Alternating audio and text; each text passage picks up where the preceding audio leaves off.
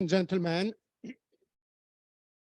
please take your seat. We will be starting in just 2 minutes.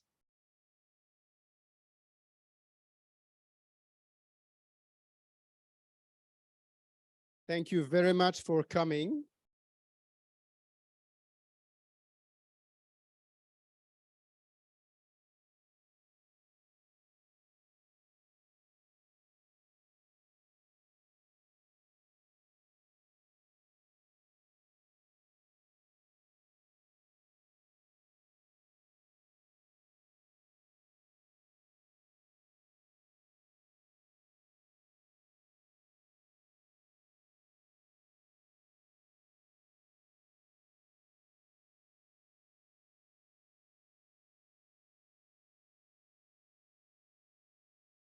So please take your seat. Thank you so much for being with us today. We have a very interesting and very busy agenda, so we will be starting exactly on the dot. We have 60 more seconds to just find your marks. Thank you very much for being here. My name is Mathieu Lamolle. I'm with the ITC, a senior advisor on green and inclusive value chains. It is my pleasure to welcome you all to our 5th roundtable on deforestation-free global value chains. The agenda today will be very interesting. We will start with welcome remarks from ITC and the World Resources Institute. We will continue with keynote speeches from European Commission and the Federation of Coffee Growers from Colombia, and then 2 very interesting panels to discuss those topics of deforestation, global value chains. It's a real pleasure to welcome you here. And without further ado, I will give the floor to my chief, Vanessa Erogbogbo, from ITC. Thank you very much. Thank you very much, Mathieu. And I'll come up here so that I can see all of you. And welcome to you all here in the room. And welcome to everybody who is also joining us online. Welcome to this 5th edition of the International Trade Center's Deforestation-Free Global Value Chains roundtables. We're really honored to have you here with us today, and we're organizing this event with our wonderful partner, the World Resources Institute. We think this is going to be a really useful stepping stone in all our collective efforts to address this critical global challenge that is deforestation. As we all know, deforestation has far-reaching consequences for our environment, society, and the economy. And the recently released 6th assessment report of the Intergovernmental Panel on Climate Change has highlighted the urgent need for conservation, improved management, and restoration of forests and ecosystems. These efforts offer the largest share of economic mitigation potential.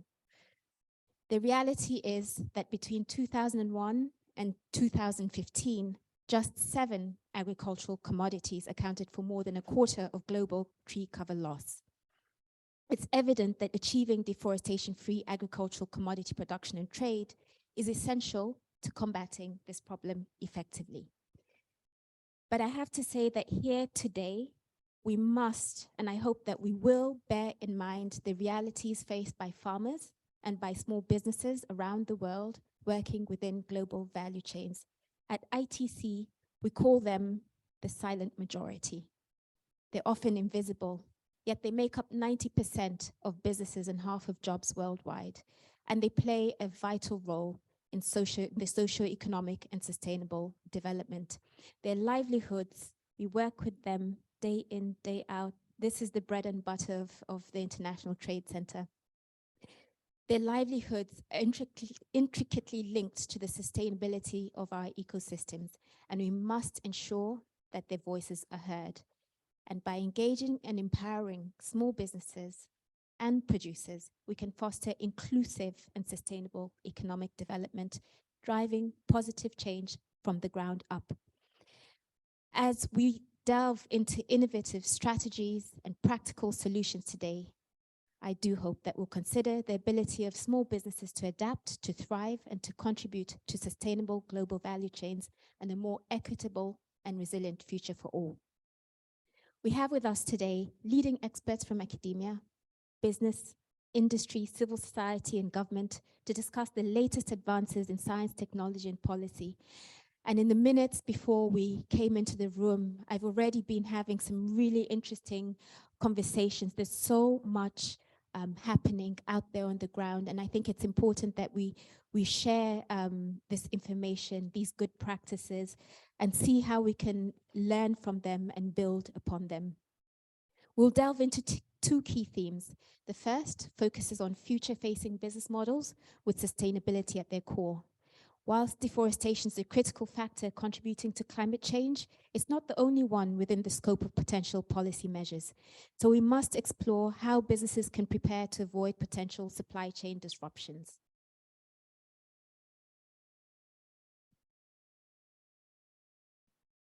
And the second, which I do know, although I had to pause for a moment to turn the page, the second revolves around cooperation and standardization around different systems. And we'll examine how technological solutions and related data can contribute to traceability, transparency, and interoperability. By harnessing these tools effectively, we can create impactful and scalable systems that drive the transition toward deforestation-free global value chains. Ultimately, this roundtable serves as a collaborative platform for stakeholders from various sectors to explore opportunities and to address challenges. Once again, I welcome you warmly to this Deforestation-Free Global Value Chains Roundtable and look forward to working together to create a brighter, more prosperous, more sustainable future for all. Thank you.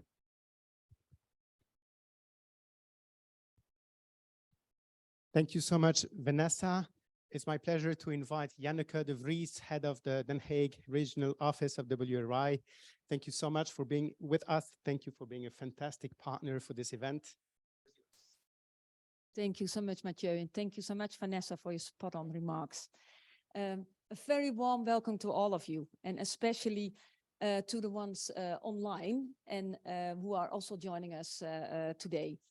WRI is very honored that we can organize this workshop together with ITC, a wonderful partner. But let me start telling you a bit about WRI, the World Resources Institute, for you that do not know WRI that well. The World Resources Institute is a global do and think tank that works on the big transitions worldwide, and this is one of them. We focus on people, nature, and climate, and these interconnected goals are our North Star, for which we advance strategies with partners that deliver impact on the ground. And in this, systems change is key. So that's why we align around transitions in three critical human systems: food, land, forest, and water, very important for the discussion today. The second one is energy, and the third one is cities. And because the world needs to move away from these systems, being the primary drivers of rising greenhouse gas emissions and the degradation of nature, to being positive contributors towards a more sustainable direction that is so much needed, including reducing inequality and poverty. And where does this change happen? It happens in countries.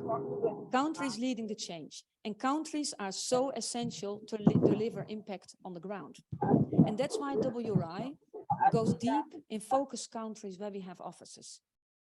We have offices in Brazil, China, Colombia, India, Indonesia, Mexico, and the United States, and also a regional office in Africa with countries in DRC, Kenya, Ethiopia, Republic of Congo, and Rwanda.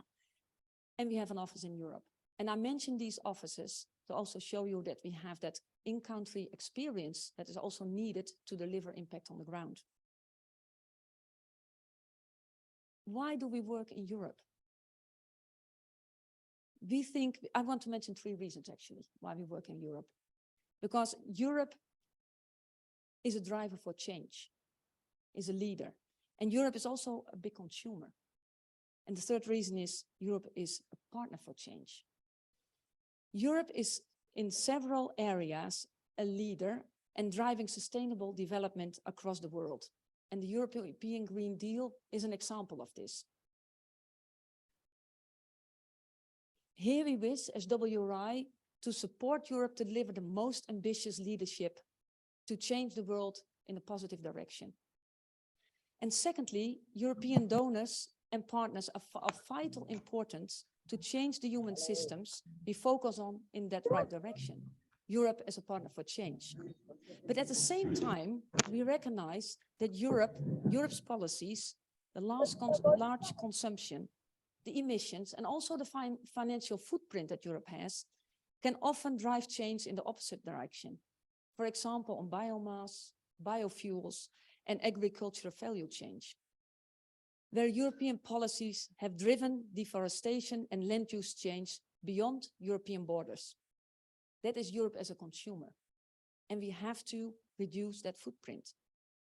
With WRI's technical know-how, the strong connections in countries, and our reputation as a unbiased broker, we hope to help shape and implement EU policy that makes the world a better place. So congratulations to the EU on passing ambitious and far-reaching regulation that connects the producers and consumer markets. Too often, the problem of climate, biodiversity, and social equity have been handled separately in consumer and producer markets. This regulation will link them, and that is very important. And it's encouraging to see that the EU will take responsibility to help producer countries to produce legally and sustainability. This is more sustainable. But there's also a need for support to countries to prepare the ground for company due diligence. My colleagues will touch upon this in a few points in the panel too. So to conclude, we are very happy to be here, pleased to participate in this important session, and we hope that these discussions will lead to the way to implementing this regulation in a good way, and work to more a sustainable way of doing and looking at our planet. So thank you so much, and love to hear your voice also in the panels that will follow. Mathieu, thank you so much, and over to you. Thank you very much, Janneke. A pleasure to have you here. As you mentioned, we do have a large audience online. I'm waving at the camera. We have 630 participants registered, about 50 in the room. Thank you for being with us online. In order to keep everyone equal in terms of the interaction and ability to raise questions, you have seen when registering that we have this QR code. If you haven't yet used it, wave and we can pass it to you. This is a QR that goes to Slido, where everyone is invited to post a question or to like an existing question that has already been raised, so that we can see from the flow of the panels and the conversations which questions have the most pressing needs to being answered. One key output of today's discussion will be a short summary report of the discussions. So even if all the questions can't be answered at a glance because of the many hundreds that we have participating, those questions will likely be answered with support from our speakers in the next few weeks. So we will be writing this summary, don't worry, but please do use the Slido if you would like to have some questions being raised during the discussions and the panel. Now is a time to start the roundtable, and we have two keynote speakers to start. First is Astrid, Head of Unit for Planetary Common Goods. Thank you so much for being with us. It's been a pleasure having you as well at our last event in December. So please, Astrid, could you tell us a little bit what has changed, what has happened in the last 6 months? A lot has happened. Most of us have been following very closely, but we'd love to hear it from you, and also shaping a little bit what's coming next in the next few months. Thank you so much again for being here. Thank you very much for inviting us, and thank you very much for organizing this, I want to say, first of all, because I think that, as you already mentioned, Mathieu, there are many questions around this new EU regulation. And I think it's events like the one today that can really help also to share some of all that information that is already existing and available. So at the last roundtable, it was when we had just had the final trilogue negotiations with the Council and Parliament, so the ink was hardly dry. now we are meeting after both Council and Parliament has formally agreed this new regulation. So that means that right now we are expecting that on the 9th of June, we're expecting that the regulation text would be published in the official journal. And that then means that the entry into force of the regulation would be 20 days after the publication. So keep an eye out for the official journal, read it every day. It has always very interesting things. What has happened in the last months since we met last time in this setting?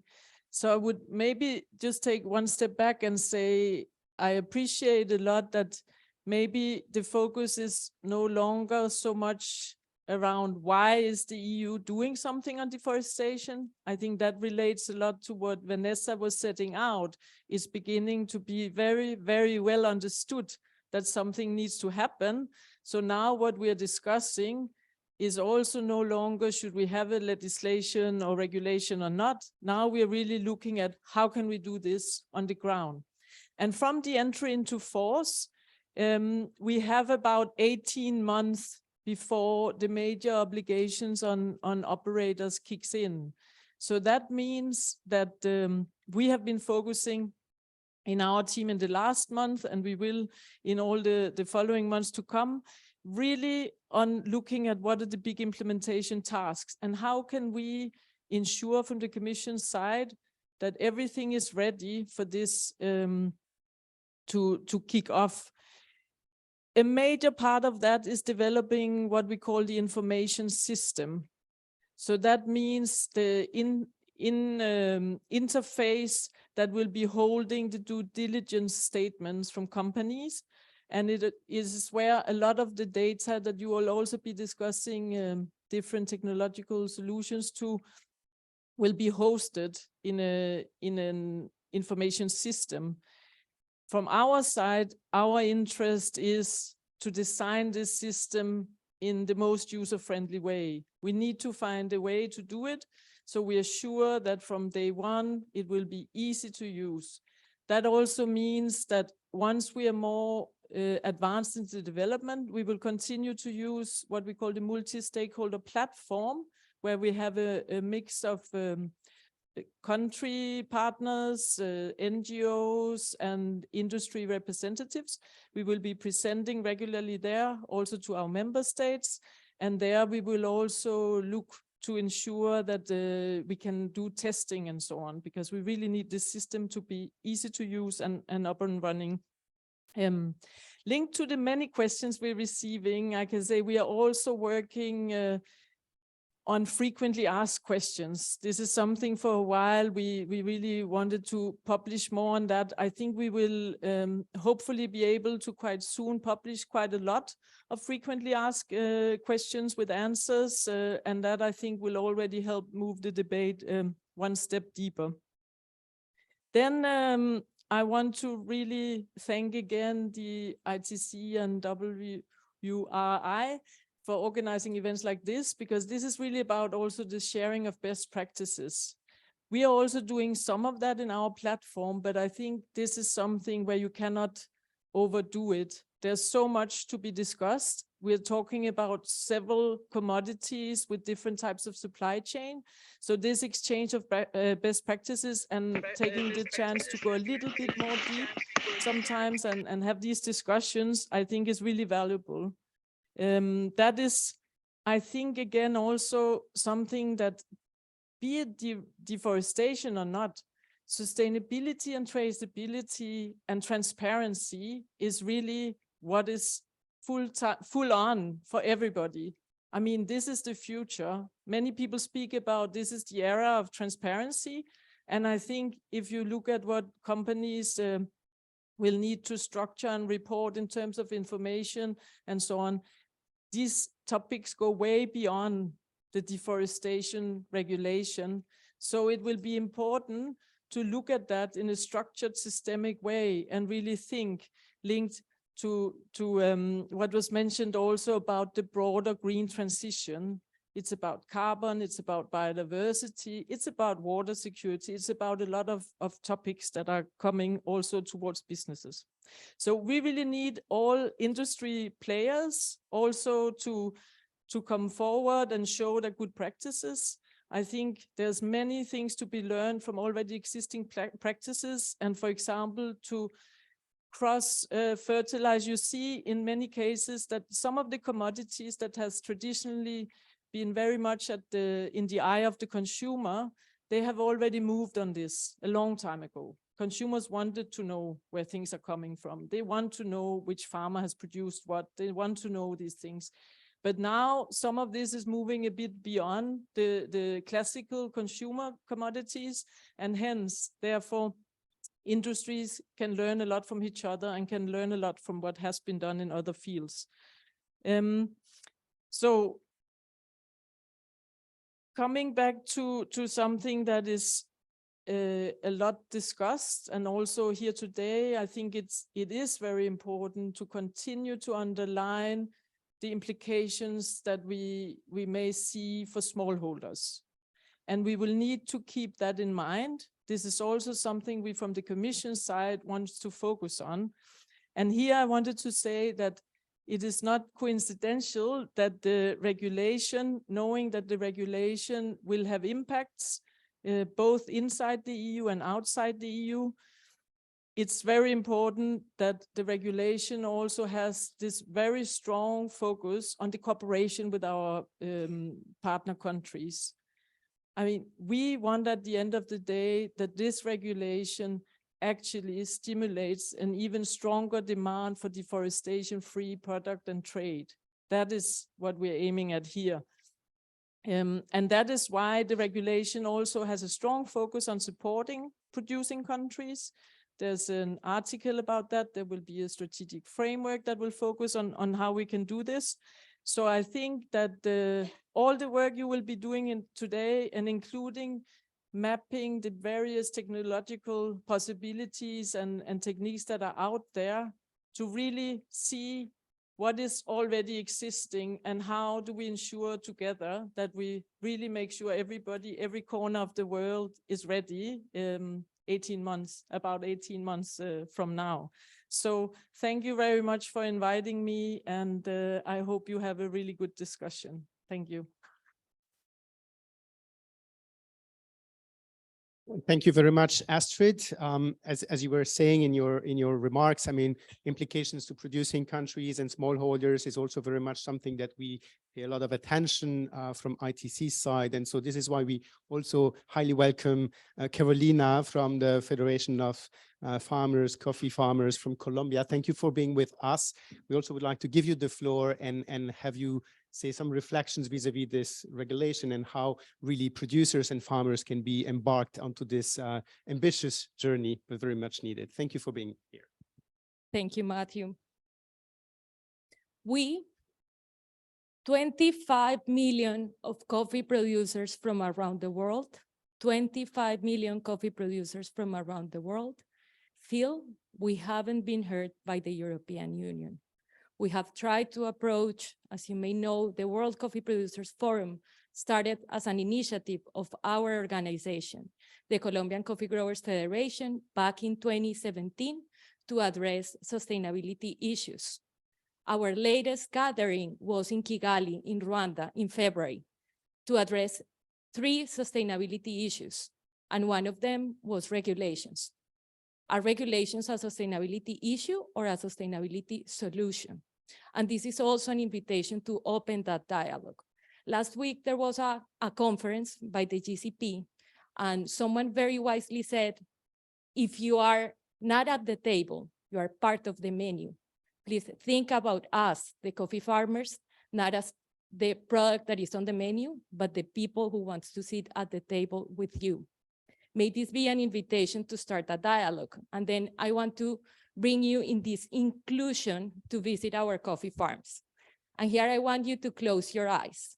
Picture yourself in these beautiful farms in Colombia. Wonderful landscape. filled with birds, beautiful houses, with flowers, with agroforestry. Now you can open your eyes. We, the Colombian coffee growers, represent 548,000 coffee growers. 96% of them have less than 5 hectares. And this brings me to the second subject, equality. In many cases, when you need to build traceability for one container that enters the European Union, you need to trace back to 400 coffee growers. 400 coffee growers. This compared to other producing countries that have vast extensions of land would mean one coffee grower producing 5 or 6 containers at the same time. And here I also want to bring attention to the fact that we also sell coffee, we also commercialize coffee. And what I tell my team is, don't think just about the coffee you sold in that container or the bags of coffee. Think about how many coffee farmers live an entire year for that container you sold. And that gives us purpose. That brings me to the third subject, prevent transfer of responsibility. What do I mean by that? One of the advantages of my organization is that we sell coffee internationally thanks to the purchase guarantee, which is the most important asset of Colombian coffee farmers. And therefore, not only represent them, but we also see the contracts. And we are seeing that our customers here, which would enter like the notion of operators, traders, importers, and roasters, some of them are including terms that state you as an exporter or as a supplier must commit that none of the coffee you would sell to me would have deforestation implied. So here we want to change the dialogue. We, of course, are committed to protect the forests, but we want to work together to mitigate any potential issues. And now I enter the fourth component. How are we going to organize ourselves? In my previous life, I was a teacher at Los Andes University. And when I would teach one subject, if students keep asking and asking questions, my conclusion is that I wasn't doing my job properly. When you have so many questions raised, that also means you are not being clear in the explanation. Let alone if for us to read all the a little bit less than 40 articles and 146 pages, how are we going to translate all this to the coffee farmers, to bring all this to some of them who didn't finish elementary school? So that's one of the first questions. We are working on designing a project, and we already started a small pilot for 1,000 or 1,200 coffee farmers to try to assess, but it has so many components. We need to think about the communication strategy, the habeas data, because it not only applies with the regulations in Colombia, but also GDPR, encryptation of information, the traceability, which is for us the biggest challenge. How are you going to communicate? Which platforms are you going to use? So that brings me to the next one, cooperation. From the first proposal, it was mentioning that there would be funds for cooperation. We need them urgently, because as Astrid mentioned, it's around the corner. We need to prepare right now, and all of us are quite far. So this is an invitation. We need to see those calls for proposals, and we need to be taken into consideration. Finally, traceability and harmonization. One of our concerns as well is the fact that there are plenty of regulations and directives, and sometimes directives are designed by the member states, but these will end up in a digital pollution and multiplicity of channels of information. So this is an invitation for more harmonization within the regulations, because, and this is my final statement, we might end up producing more documents than coffee. Thank you.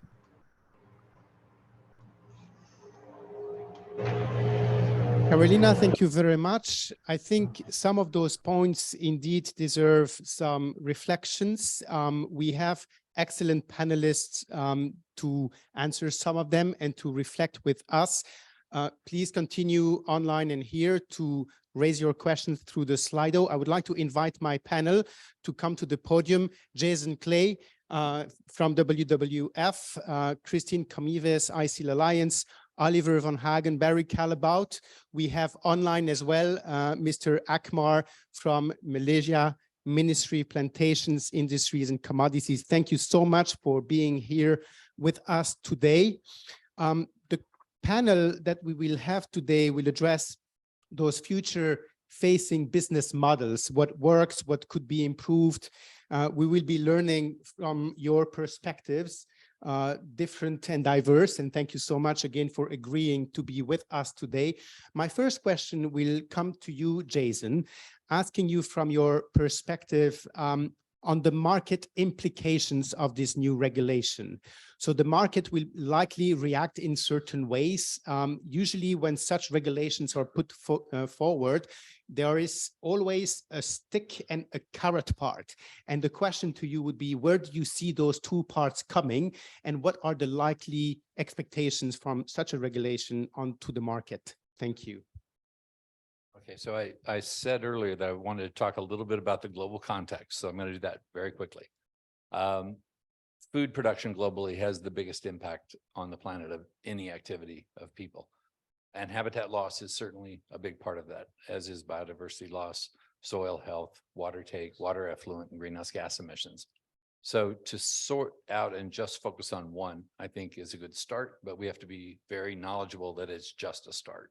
And we have to look at how these are going to move forward with increasing population. We're going to have another billion people in 15 years, another billion people after that in about another 15 to 17 years. They're going to consume more. They're going to consume differently. And for the first time in modern history, in the last 20 years, we've actually declined the amount of land being used to produce food. So that means that we're producing more with less, which is good. That's a good sign. But we're still clearing natural habitat. So what that means is that we're actually clearing land, degrading it, and throwing it away and moving on to more land. And that's the cycle that we have to break. That's why this type of legislation is so important. But I think it's also important to get it right. And my concern is with this is that it's a tiered, segregated system. There was some reference to we need to know where food is produced and how it's produced. Couldn't agree more. But in all the ways it was produced, not just one way. Commodities and the commodity system we have today are extremely efficient, and they're very good at moving goods from one place to another. That's why global trade in food has doubled every 20 years for the last 40 years. It's now 30% of the production. So if we're going to add all that information in, we've got to figure out how commodities are going to work without losing the efficiency that we have today. That's the challenge. So how do we do this with carrots, not just sticks? And there are back of the envelope calculations now in Brazil that suggest for soy or for beef or for leather, having which will be the world's largest segregated market if this moves forward as expected for any of the commodities, it could cost at least 20% more for consumers. Producers will not get a penny. That all of the money is going to be spent on infrastructure because this will be by far the largest kind of segregated market that has been set up to date. It will represent a third of Brazil's exports of soy. It'll represent more of other crops, cocoa and coffee. But this is a huge undertaking that the traders are going to make a lot of money on. And they're going to probably charge consumers, and they're probably also going to try to take it from producers in order to pass the cost both direction. Traders have been making a lot of money lately. We could argue whether that's a valid approach or not. But I think these are some of the things that really need to be, to me, thought about. Because, I mean, this is going to cost considerably more than, say, organic production or non-GM production because the volumes are so much greater that have to be segregated, and the infrastructure is going to be greater that has to be built. So let me just One more thing, though, that I think it talks to that small farmer issue that came up. What we're finding, looking at 10 different commodities, both protein, animal proteins and vegetable proteins and coffee and cocoa and other things, is that the bottom 10 to 20% of producers by efficiency produce about 60 to 80% of the impacts. Not just habitat conversion or deforestation, but also water take, water effluent, soil declines in soil health, et cetera, greenhouse gas emissions. They produce the bottom 10 to 20%, 60 to 80% of the impacts, but only 5 to 10% of the product. So if we're going to focus on improving these systems, do we focus on the top and rewarding the top producers, or do we focus on the bottom and move them? And let me just throw out, it might, if we had a 1% environmental levy or a 1% environmental premium being paid on the cost of all products linked to deforestation. In the case of soy alone in Brazil, that would generate $330 million that could be spent on making the system clean. We need to get some incentives in these programs to make it actually real, because somebody's going to need to pay for this. And the illegality is not just deforestation, it's also don't have land title, don't have traceability systems, et cetera. So let me stop there. Thank you so much, Jason, for those thoughts. I'd like to ask you, Oliver, to maybe comment a little bit on this perspective from Jason, carrot stick producers left behind. This regulation here, how would you see this as Sustainability Director at Barry Callebaut? How does this likely impact your business? How will this potentially impact your relationship with your suppliers? And how do you anticipate to incorporate it yet into your own business vision and strategy? Thanks, Mathieu. A lot of questions at once there. Let me first start by, well, how is this going to impact our business? We're a B2B company, so we're going to be hit with the full complexity of this. Suppliers, or building a bridge from suppliers on one side and our customers on the other side hasn't always been easy in the past, and this is going to be more complicated even going forward. And so, well, first of all, it's going to really, really help our sustainability targets. We're looking at supplier relationships that are going to improve. It's not that we have been started working on deforestation yesterday, right? We've been working on monitoring our supply chains against deforestation based on remote sensing for years now across all commodities that we use to produce chocolate. Of course, cocoa is an important one, but then also soy, palm oil, and many others. And so we've also been working on traceability, collecting traceability data, whether we're on the ground ourselves, which makes it easier, of course, but then also where we buy cocoa or other commodities from third-party suppliers. We've been also collecting traceability data over the years. And so all of this work, from achieving our goals to collecting the data that we need on the ground and from suppliers, and to monitoring deforestation, is really going to be pushed through the regulation coming up. So that's a very, very positive point. Then, of course, I mentioned at the beginning, we're a B2B company. We're importing commodities ourselves where we're on the ground, so that makes collecting data easier. We also buy commodities from third-party suppliers. That makes collecting data more complicated. And then the third easiest scenario is where we're buying from suppliers within Europe, where we basically look to only, in inverted commas, collecting due diligence statements. Yeah. Now, commenting on what Jason just said, we do, of course, see, and I agree with him there, a risk of some of our suppliers and their suppliers, so co-ops and farmers, being excluded from global supply chains that deliver into Europe, particularly smaller producers. Of course, if we look at cocoa or palm oil, it is more complicated to collect data from smaller producers. Most of them do not have the systems in place that larger producers have in place.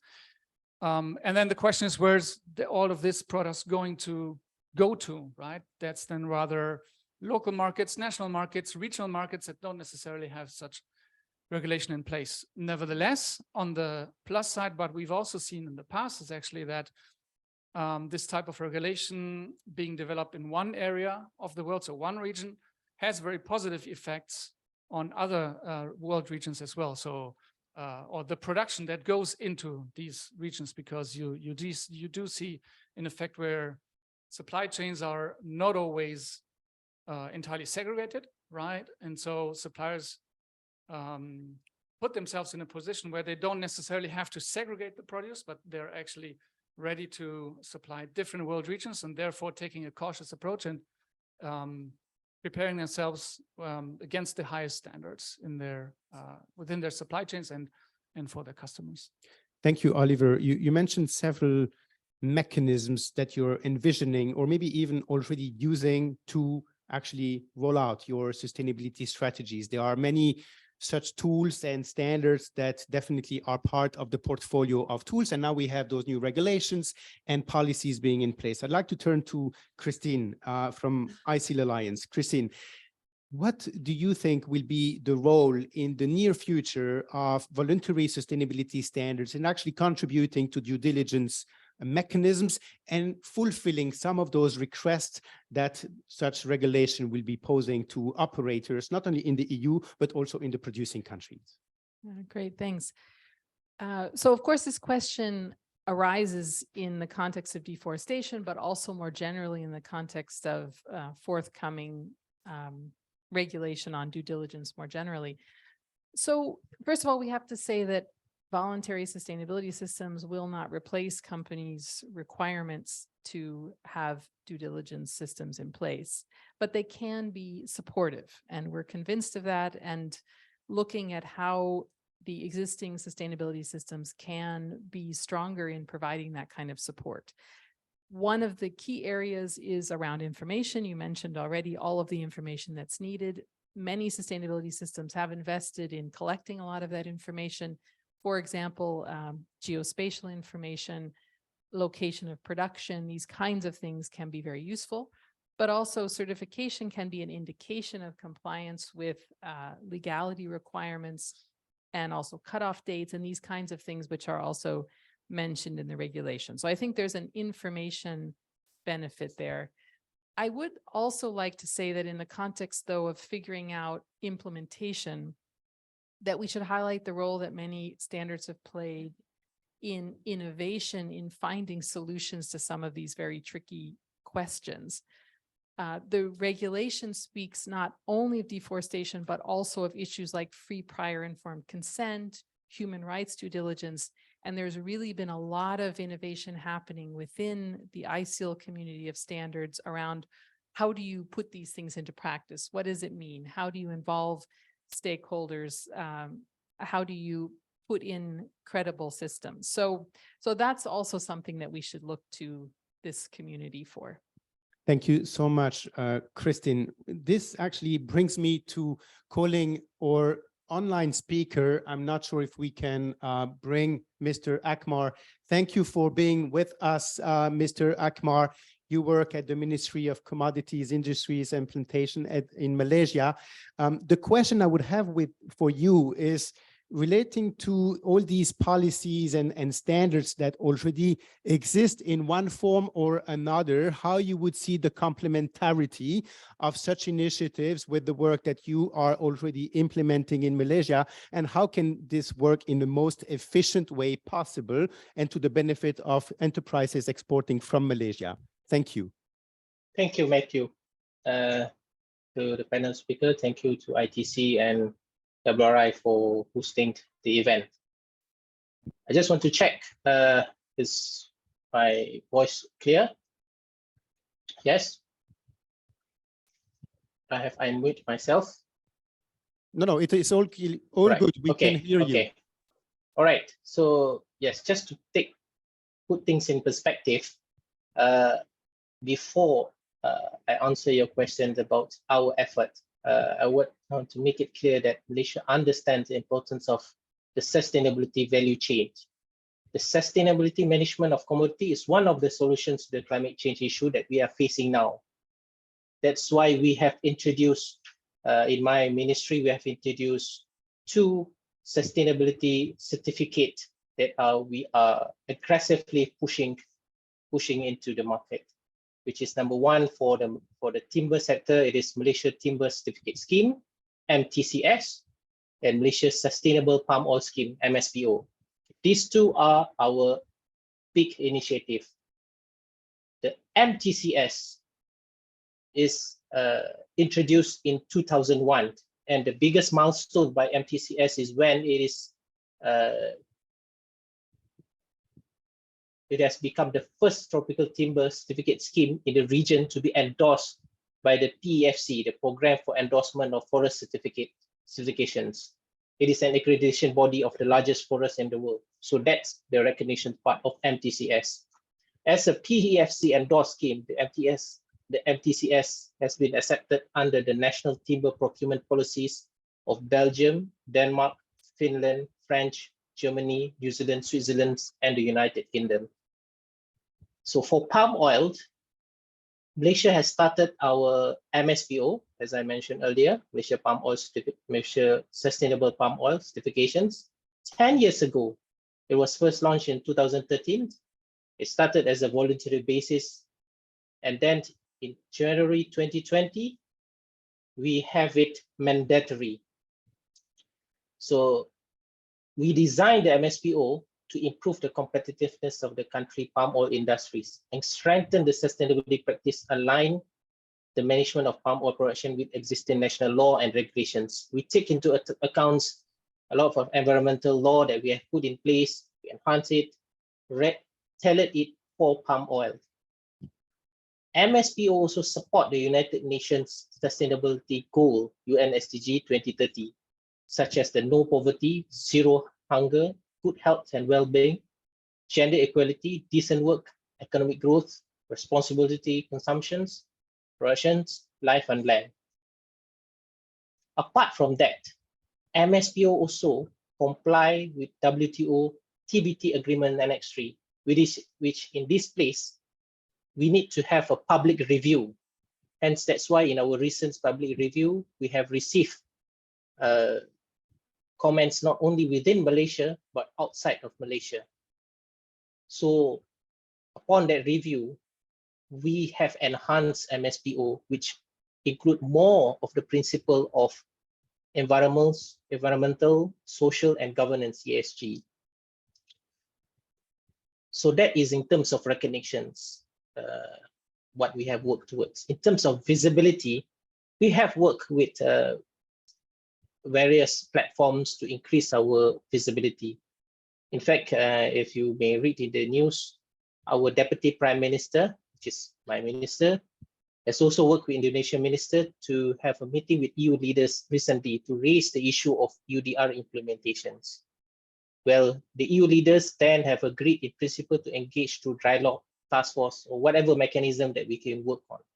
So how can we have our sustainability initiative that we have long started in Malaysia complementary with what the new emerging regulations of sustainability introduced? We believe the elements in both sustainability certificate that we have introduced could comply with the criteria of the emerging new regulation related to sustainability. In this case, we will see that it will be more effective for the consumer country to not to reinvent the wheel by creating new documentation specific to a regulations that they are introducing, or benchmarking procedures that may not be clear or unpractical for a producing country to implement it, especially in this case, the smallholder, the farmers, the small medium industries, because this is where the challenge, the biggest challenge that we will face. Apart from our experience of implementing such sustainable certificates, the professionalism, the strength of the smallholders, the technical capacity, the financial resources. These are the three challenges that I can summarize it as the biggest hurdle in ensuring those implemented. Just rightly what the speaker before me explained. So in this perspective, we can't deny that climate change or global warming is a global issue. However, as a developed country, we need to be, as a developing country, as Malaysia, we need to be pragmatic. We must take into consideration the need for the development for the developing country. Malaysia underscores the needs of a balanced approach between achieving a development goal and the climate ambitions. Hence, that's for our 2030 SDG remains our utmost priority for Malaysia. We are pushing to strive to get acknowledgement for both of our, the certificate that, the sustainability certificate that I have mentioned. In this case, I hope the developed country, Malaysia hope that the developed country acknowledge the fact that the challenges faced by every country are not equal. Perhaps if we could explore the idea of fair trade, inclusiveness, shared prosperity, maybe we can help one another in achieving the a better biodiversity as what been ambitions. We hope any mechanisms ensure the sustainability of the commodities that will be used in the future need to involve the producing countries, industrial players, representative for non-governmental organizations and smallholders. Because as for Malaysia, we are already practicing those sustainability. It will be more effective to have to get things work with us and see what is best that we can meet those regulations. Malaysia has no intentions to hasten the restrict the responsibility in mitigating the reasons of implementing any effort towards climate change. But the message here is we should, sustainability does not mean that we should trade less with one another, but we should encourage more fair trade and ethical trade. So I stop here. I hope the message is clear and how we can work and complement each other. Thank you, Matthew. Thank you very much, Mr. Akmar. You mentioned many very good points. One of them also is efficiency and complementarity of efforts. We have received a very nice short video message from Ecuador. It's very nice because it actually also indicates how ministries can work together and develop some schemes that work on deforestation-free value chains while actually gathering those elements that we all try to achieve globally. So I'd like to maybe call this video from our colleagues from Ecuador as a sharing here in complementary to what Dr. Akmar just presented to us. So please, can you launch the video?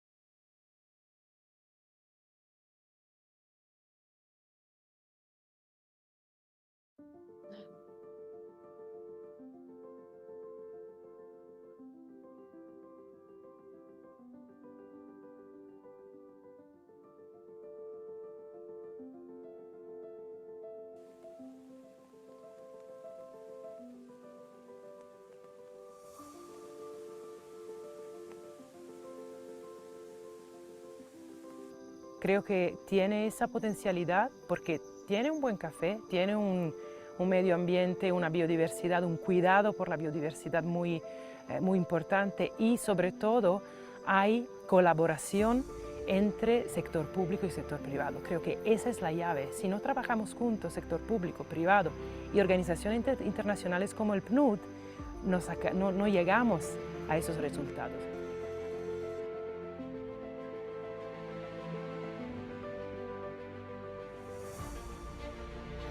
La Amazonía es un ecosistema especial, entonces aquí podemos ver que los cultivos conviven con el bosque.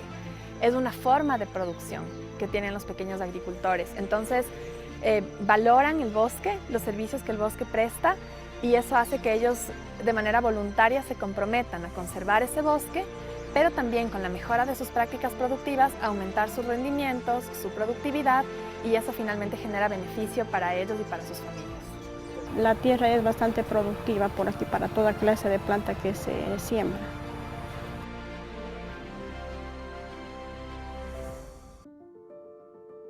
La Amazonía, pues en verdad nos ha enseñado a cuidar el medio ambiente, a no talar los bosques, a que quede eso como para poder tener mejores precios tanto en el café, para poder exigir.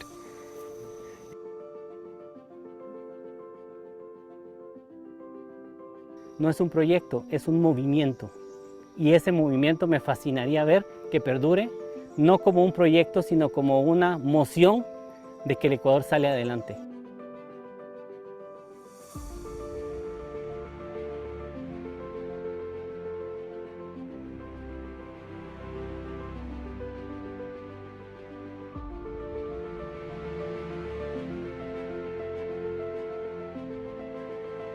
Que todo hacemos nosotros, como mujer, venimos, cosechamos, despulpamos, lavamos. Es un trabajo duro, pero al final vale la pena el trabajo porque se produce y se va a otros países nuestro café. Es hermoso, ¿vale? Porque se ve linda la naturaleza, el pájaros, todo se viene.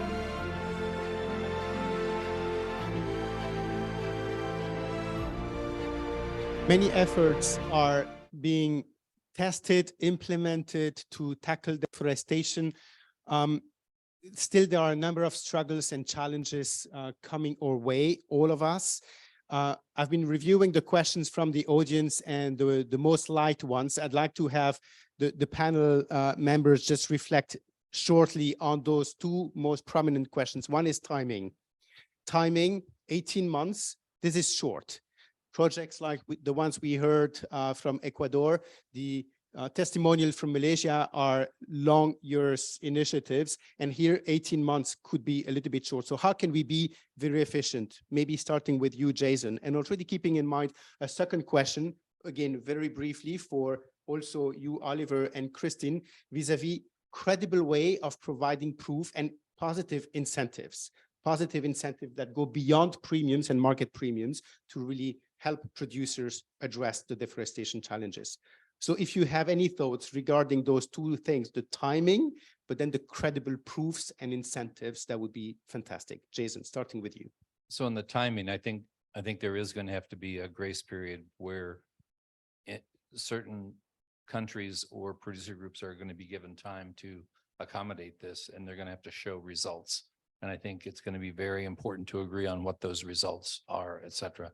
Otherwise, you really are going to disrupt markets. And my concern is that markets are already going to be disrupted because of climate change.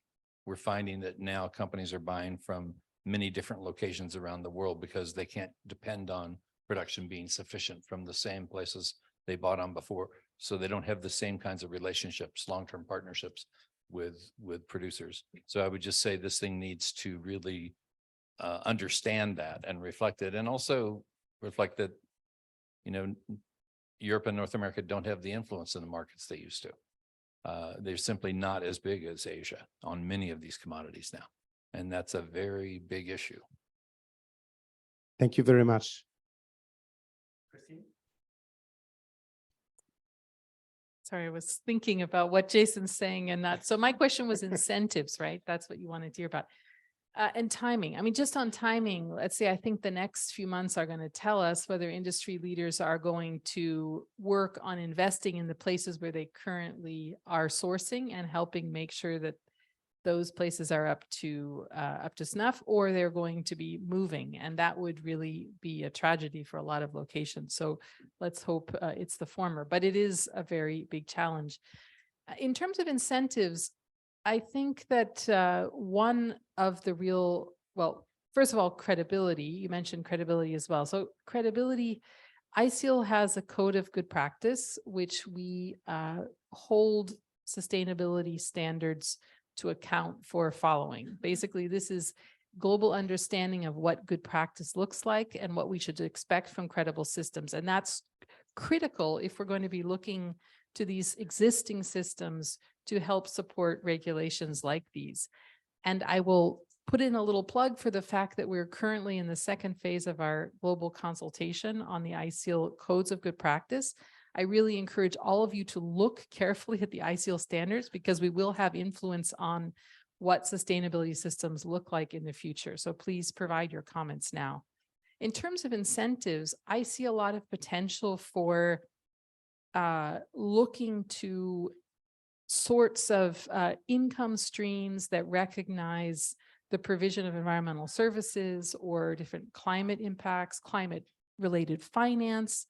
If one can show that there is a commitment and changes being made on the ground, those are sources of finance that could potentially be leveraged.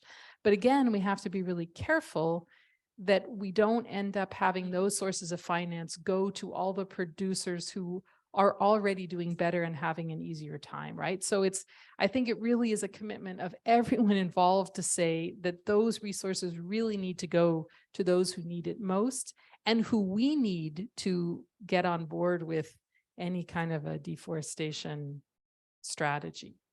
Thank you, Kristen. And you, Oliver, what is the incentive for you to work and continue working with your suppliers that may be coming from deforestation type risky countries? What will make you work with them rather than turn away?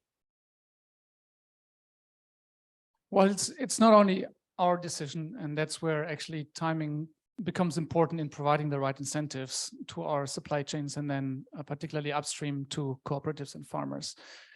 And Christine, you might like hearing that actually when we're working with farmers, setting up projects on the ground, particularly on topics on sustainability topics and impacts that don't necessarily bring incentives through the supply chain. Certification actually works as a great incentive to create interest of farmers, to create farmer groups, to convince them to be part of a project, whether it's on decarbonization or on other topics where you might see incentives or you might see economic returns in 1, 2, or 3 years' time, because it takes time to set up the projects, to collect the data, and to market these the products and the sustainability impacts that you link to them. Certification is a more direct incentive that you can provide actually. And so that's an important one. Timing comes in as well, not only in terms of when do we expect the impacts and when do we expect markets to respond to impacts and to value the impacts that we can generate on the ground, in terms of giving the time to particularly small and medium-sized producers to be able to comply with what's coming their way. If I talk to suppliers, a response that I get a lot is that it's mainly between the lines in all honesty, but is that they're going to use more integrated supply chains to deliver Europe, to comply with the regulation, and less integrated supply chains. And by definition, that's where you find smallholders to deliver other areas of the world. So I think that's the segregation also that Jason was alluding to that we're probably expecting to see going forward. In terms of credibility, I think they'll largely depend. I mean, the first step in terms of credibility, I think, is being provided by a regulation that at least defines certain aspects of it, certain aspects around deforestation and the data that needs to be provided and so on. I think a lot of the credibility will depend on the information system that has been mentioned before, how that is going to look like and in how far that is going to support the consistency in data and the consistency in the systems that are going to be used going forward to prove that commodities are deforestation free. What we see now is a lot of companies have teamed up with different tech providers, whether it's on traceability, on deforestation monitoring, and we have various realities of deforestation, right? And so that is a big problem, something that should be publicly accessible. The methodologies behind it has become very competitive and private space, right? So I'm also hoping with the IMIT systems and the information systems that are going to be provided, or singular, not plural, I hope, will also increase credibility in our work and in everyone's work against deforestation and proving that commodities are deforestation free. Thank you. Jason, a quick reaction to this? Just one thing that I think might also be useful, if we're not going to use a 1% environmental levy or whatever, is there a way to use green bonds or sustainability bonds that could have underwriting them long-term contracts from the downstream buyers for these same commodities so that we could finance this transition? Because somebody's got to figure out how to cover the finance of this. And local governments are not going to have that money readily available. And so I think we do need to find a way to use the market to change the market here. Thank you so much, Jason. Mr. Akmar, as a conclusion, I mean, you can close this panel. What do you hope to see in the next few months? Thank you, Matthew. As we have covered a lot. Now, what we Malaysia hope to see is first more understanding of that we can work out within our corporations. We can work more closely. We can be more pragmatic of balancing the need to achieve the climate change agenda and the challenge that the developing country are facing. Number one. Number two, I will see that we were hoping that all our efforts, not only Malaysia, we can see there are producers countries elsewhere that have practiced their own sustainability initiative. And as Malaysia, we have proof along the value chain, because the challenge here is not on the big industry, the challenge here is on the smallholder. We have proof, we have extended our effort up to the smallholder, and we hope our effort here can be recognized and acknowledged. So whatever new regulations that we are going to implement, including EUDR, will take into considerations the elements that we have implement and can complement what the need of the EUDR or any emerging regulations that they want to enforce. No need to introduce or reintroduce new documentations, because at the end of the day, we need to be effective. We need to be efficient. At the same time, we need to take into consideration the capacity of the smallholder. If they already meet the requirements of sustainability on the certifications, why not just use what we have and work out together? We can both be in a win-win situation then. Thank you. Thank you very much. Be pragmatic, be efficient. This will exactly be the topics discussed at the second panel starting in a moment. So please, a big applause to our panelists here. Thank you so much for your experiences and for sharing it. Thanks a million. There will still be time for drinks, brainstorming, and for chatting with our panelists in a moment. But without further ado, on the time, I'm a little bit late. Janneke, I give you the floor with the second panel, which I invite to join here as well. Thank you so much. And the floor is yours. Thank you so much, Mathieu, and thank you all panelists of the first panel for this fruitful discussion. It's very interesting. I would love to have my panelists here on stage. Delphine, please join us. Fred, Tina, please join us. And also Helen. Where are you, Helen? Ah, there she is. And then we have online, we have Mariela Amamima, Tasso Azevedo, and Marcel van Rijn. Welcome to this second panel.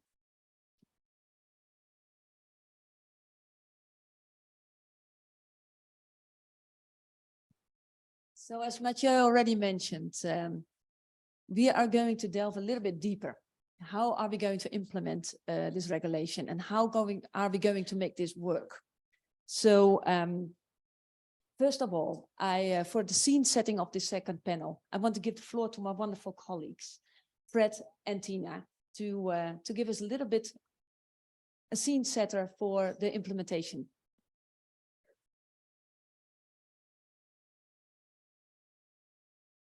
Can you hear me? Okay. So thank you so much, Janneke. Thank you to our co-hosts from ITC. My colleague Fred and I will go over some slides to share some information on data availability and monitoring to support the implementation of the regulation. I'm going to start off and then hand over to Fred. We have very limited time and a lot to cover, so we tried very hard to make this accessible to a broad audience, but of course there's much more detail to be shared about data availability and monitoring capacity. So I encourage you to come to Fred or our colleague Sarah, who's sitting right there, who are our data leads and can talk much more detail about some of these issues with you. Next slide, please. We thought it might be helpful to just quickly recap what the actual requirements are, that products placed on the market be deforestation free, produced in accordance with relevant local laws, and covered by a due diligence statement. Next slide. And the information that is required to be maintained by operators is a description and quantity of the product, the country of production, the supplier and the further buyers of products, verifiable information that products are deforestation free, and verifiable information that products are produced in accordance with local laws, as well as the geolocation requirement, which we've already talked about a bit. So for all plots of land, as well as date and time range of production, a polygon if over 4 hectares, and otherwise a GPS point. Slide. I'll hand over to Fred. Yeah, and that way, Nicholas, I look at this law from the monitoring side. So I'm just a data geek who is, like satellite data, etc. And so there's something new in this law, and that is a geolocation. So every plot of lands, you need to come up if this is deforestation free or not. And so, here you see some area where there's some forest, there's some area. And so if you click 3 times on the PowerPoint, you need to have these data. A polygon, or if it is smaller than 4 hectares, a point. And that is a very heavy rule, because that you have to think about if you have thousands of smallholders who provide your coffee or whatever, if it's bigger than 4 hectares, you need to find out if that little plot is without deforestation. Well, next slide. Luckily, there are good tools, and it was mentioned before here. There's a lot of good spatial data around. And of course, spatial data, is global and is spatial relevant because the satellite data is so good. It's 10 meters, 30 meters, but you still have to do something with it. And it is also not, of course, satellite data is not, it is not from A to C. It's part of a solution, but it only sees from above.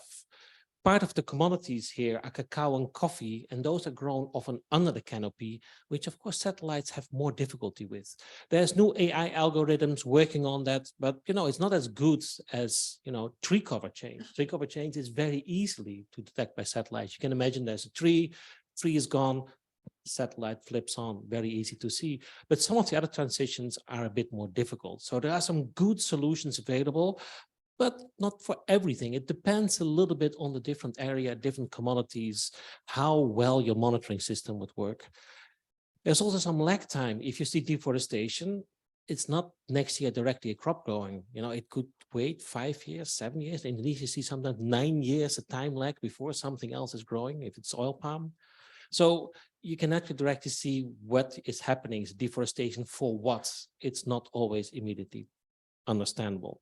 It is spatial explicit, which is great. It means you don't have one number for a country.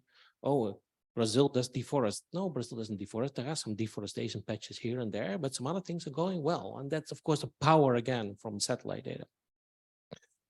And then another important point is that spatial data is explicit, but is not the same as geolocation, that you need to track the geolocation to your products. And that is a big other, need a lot of contextual information. So as an example, what I say, deforestation, very easy. We can do annual crops. We can see that very good. Deforestation from forest to cacao, other agroforests, which are all part of this regulation. Right? That's a little bit more difficult. Some new models are developed. Countries in Ghana doing a lot of good work. But not completely there yet. And degradation, again, that's a little bit about wood, logging. It's a bit, yeah, we're getting there, also possible, but it depends very much on the degradation.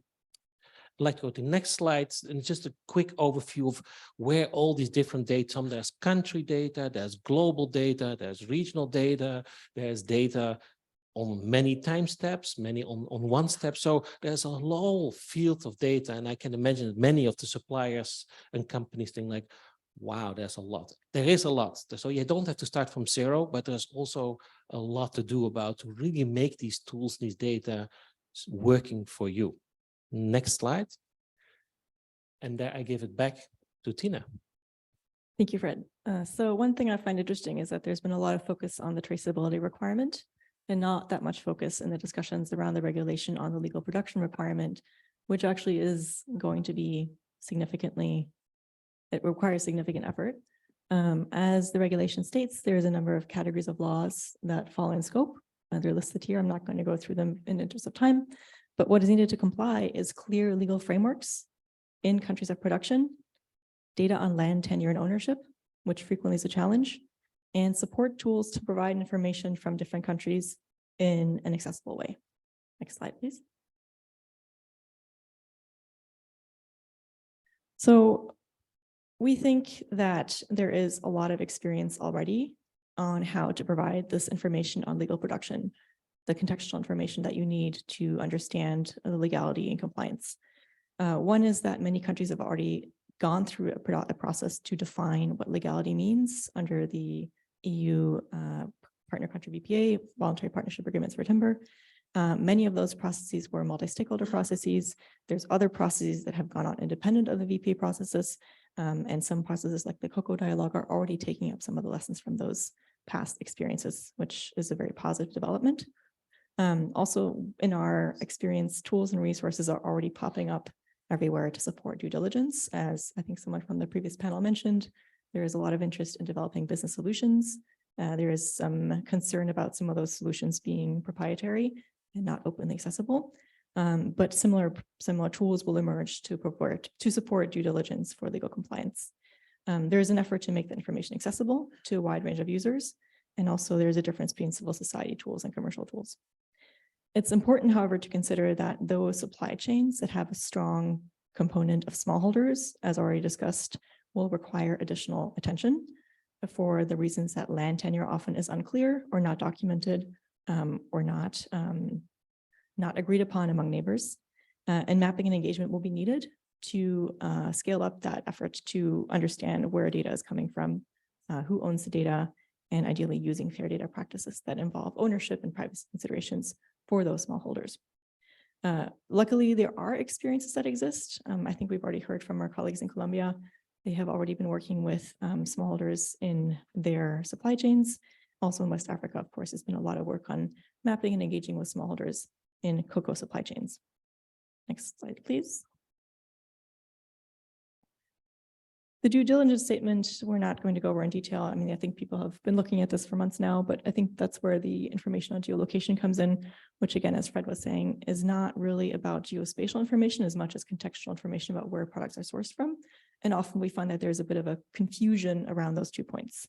So it's important to note that the information on geolocation, it's a point, right? But getting to that point requires information that's not geospatial in nature. And final slide. So in summary, just to wrap it up, we find from our view that there is a lot of information already available on the geospatial front that will help understand the deforestation-free requirement for different commodities. The quality and the availability differs by region and commodity.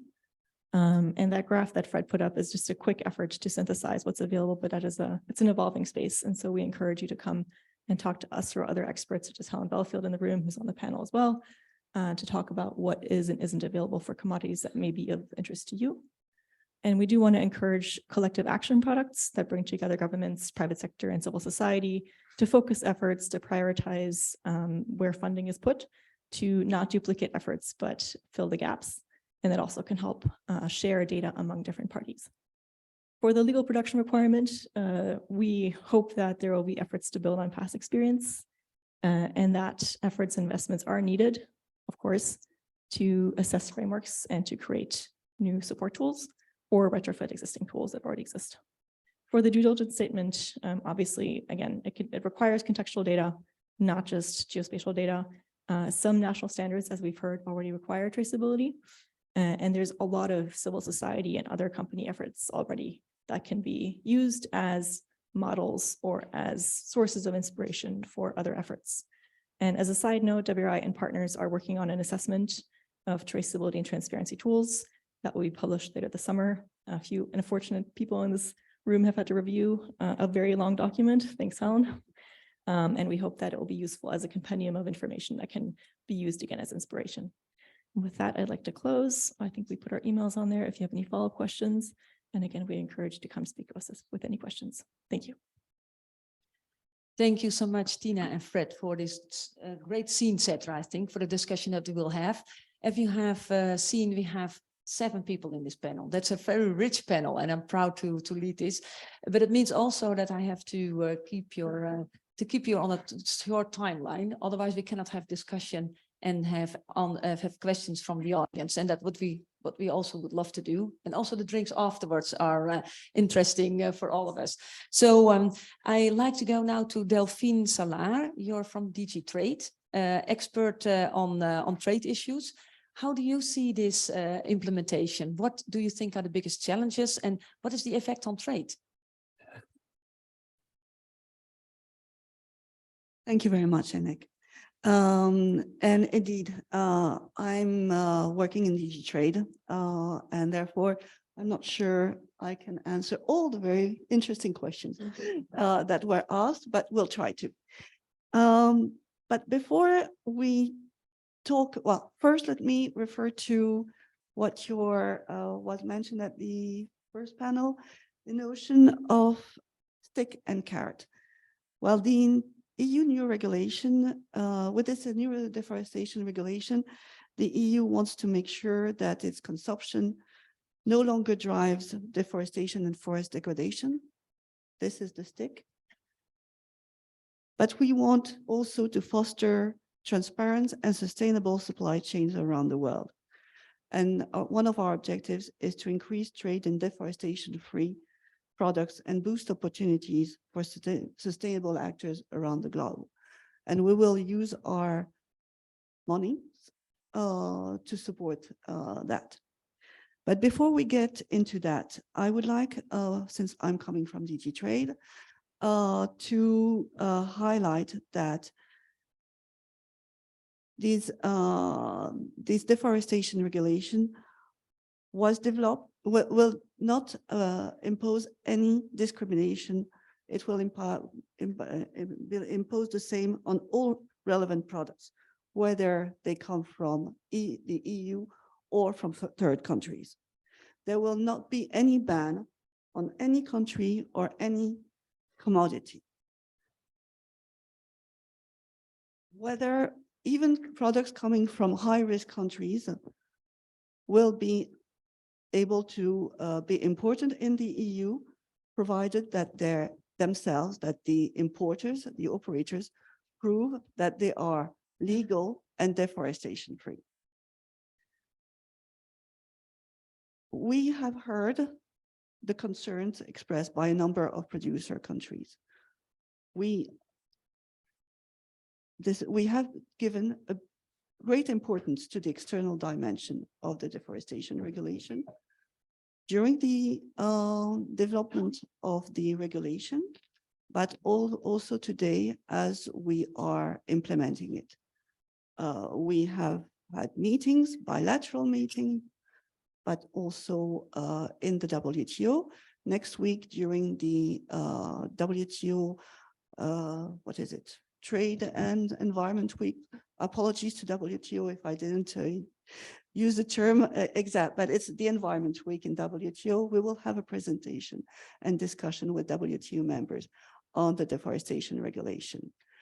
And I thank ITC and WRI for this workshop as well as the previous workshops they have organized. It is very important for us to hear from the operators and in particular from third countries, how we can ensure a smooth implementation of this regulation. So this regulation was designed in compliance with EU's international commitments, including the non-discrimination, as I mentioned, but would also include reasonable transition period. I think there was a question on timing, and as mentioned, as Astrid mentioned, the entry into force will be in 3 weeks from now, and the entry into application only 18 months later, meaning end 2024, 24 months for smallholders. So there is a quite long transition period. Talking about times and dates, by the way, just aparté, I heard that there are lots of data and lots of dates. In fact, there is also a cutoff period in the deforestation regulation, meaning only deforestation taking place after end 2020 will be considered. So if you are growing products on land that was deforested 10 years ago, this will not be considered as that this will be compliant with the deforestation regulation. So it's only very recent or in fact future deforestation that we want to prevent with this regulation.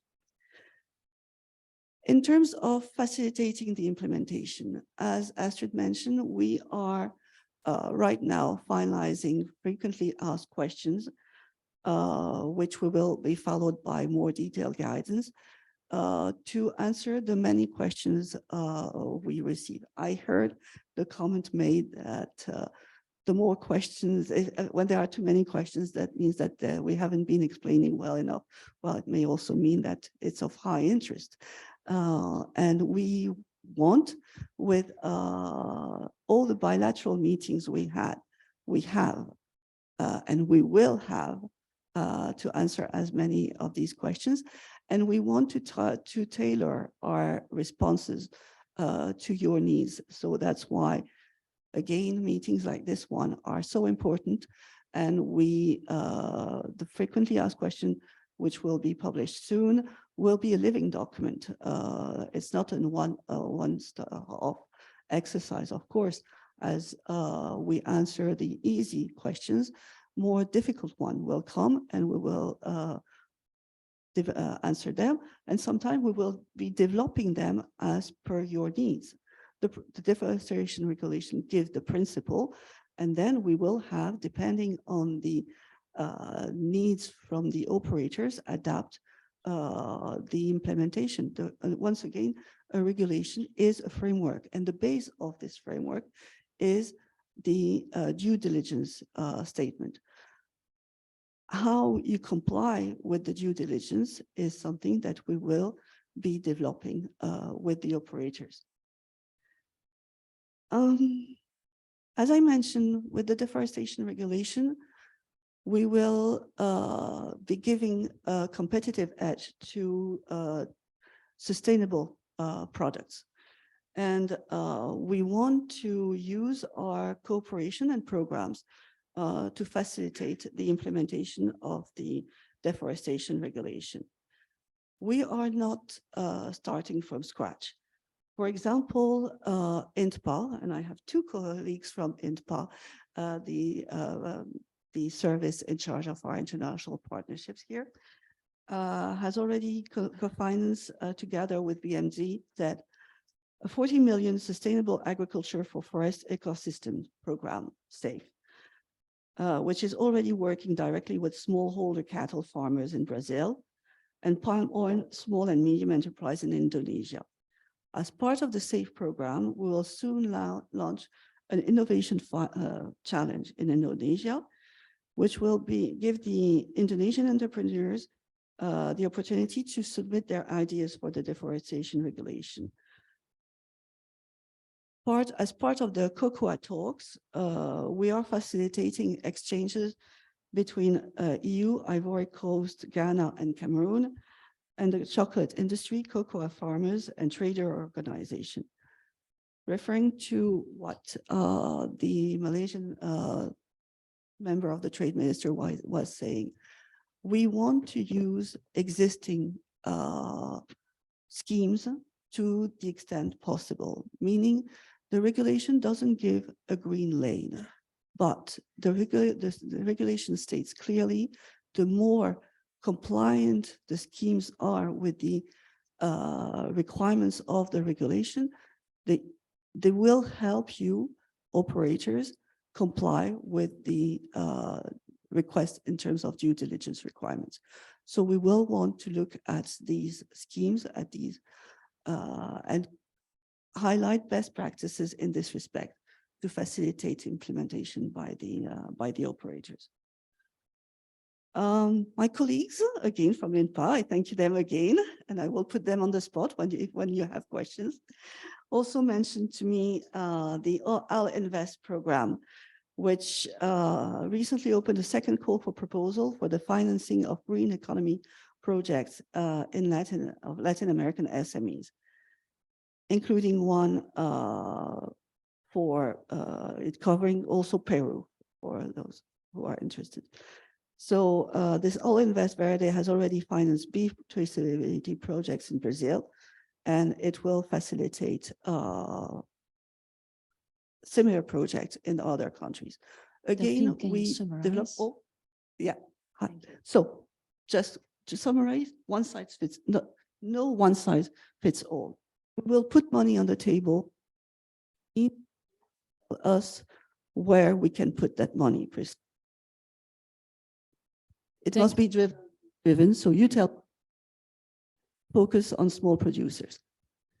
Thank you so much, Delphine. I think that's a wonderful summary, and also good to think for the other participants how you can make that work if you want to implement this regulation. Thank you so much. And it's not your first roundtable. I understood you have been on an earlier one. So thank you for your contribution.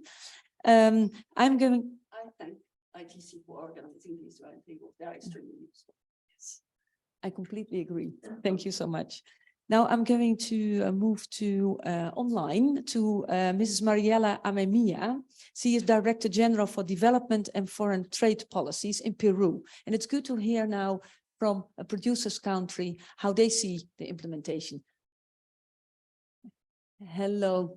It's good morning for you, I think, Mariela. Yes, good morning. Good morning from Lima, Peru. Thank you very much for the invitation to be part of this event and allowing me to share the floor with all the stakeholders to exchange ideas on how to promote more sustainable value chains. And in this case, as from Peru, as a point of view of our producer and exporting country to the EU. First of all, I'd like to also acknowledge that as in the case of the representative from Malaysia, we would like to say that in Peru, we are one of the countries that are considered one of the mega diverse countries in the world, and forests are a very important part of our territory.